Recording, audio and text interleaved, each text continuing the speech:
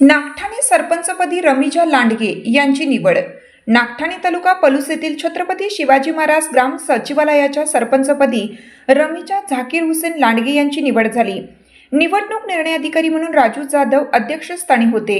नागठाणेच्या विद्यमान सरपंच अलका यादव यांनी राजीनामा दिल्यानंतर सरपंच पद रिक्त होतं।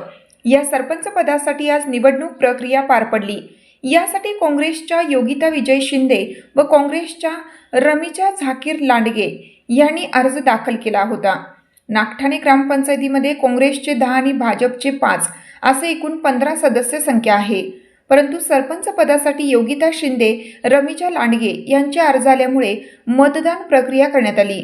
यामध्ये योगिता शिंदे यांना 7 मते तर लांडगे यांना 8 मते मिळाल्याने रमिजा लांडगे यांची सरपंचपदी निवड करण्यात आली।